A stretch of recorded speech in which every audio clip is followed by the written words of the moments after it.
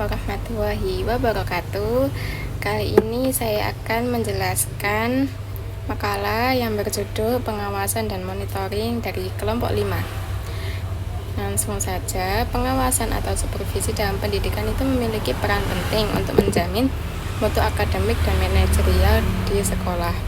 Dari sisi akademik, pengawasan membantu guru memperbaiki metode pembelajaran, meningkatkan profesionalisme, serta menyesuaikan diri dengan perkembangan kurikulum.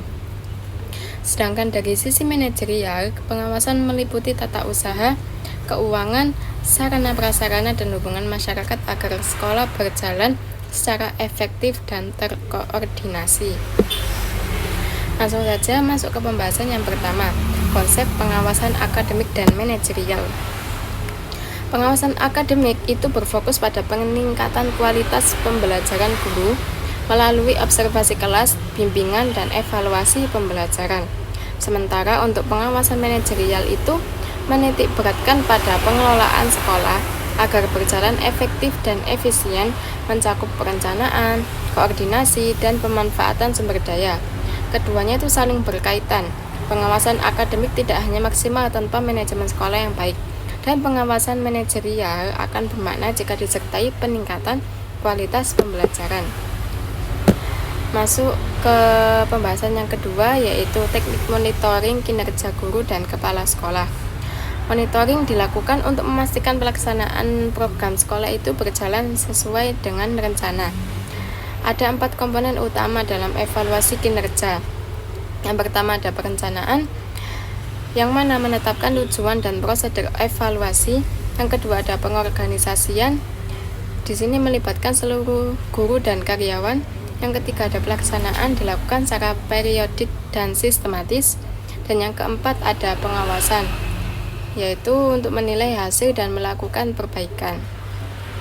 Metode penilaian kinerja dibagi menjadi 2, yaitu berorientasi pada masa lalu dan berorientasi di masa depan.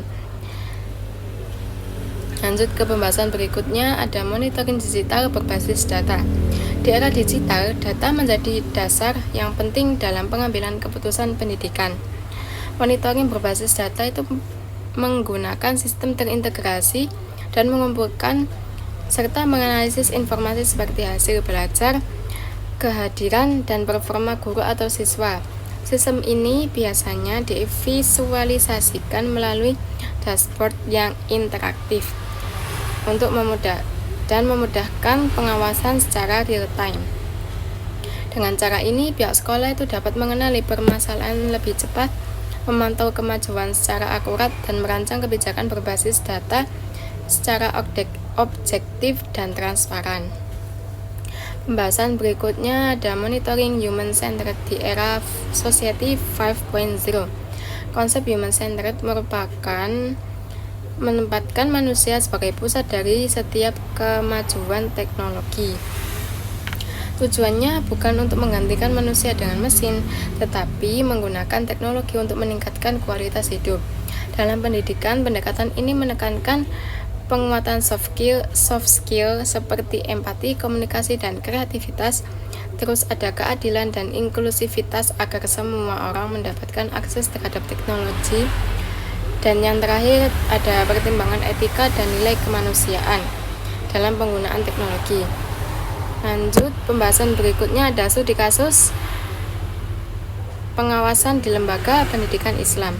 Contohnya, pengawasan di MAYPH Cimindi menunjukkan pentingnya transparansi dan akuntabilitas dalam pengelolaan dana pendidikan, di mana sekolah ini tuh sudah melakukan perencanaan anggaran dan pelaporan keuangan, tetapi masih menghadapi kendala seperti kurangnya tenaga administrasi yang paham keuangan dan rendahnya partisipasi masyarakat dalam pengawasan. Hambatan dalam pengawasan supervisi. Dalam praktiknya, pengawasan menghadapi beberapa kendala, diantaranya ada keterbatasan waktu dan tenaga pengawas, padatnya agenda pengawas, kurangnya kompetensi digital dan manajerial, serta keterbatasan sumber daya. Kesimpulannya, dari pembahasan di atas, pengawasan dan monitoring merupakan komponen penting dalam meningkatkan mutu pendidikan. pengawasan akademik dan manajerial itu harus berjalan secara seimbang, didukung dengan teknologi digital berbasis data, serta pendekatan human-centered yang menempatkan manusia sebagai fokus utama. Selain itu, diperlukan kolaborasi antara pengawas, kepala sekolah, guru, dan masyarakat agar proses supervisi itu dapat berjalan dengan efektif dan berkelanjutan. Sekian, kurang lebihnya mohon maaf. Wassalamualaikum warahmatullahi wabarakatuh.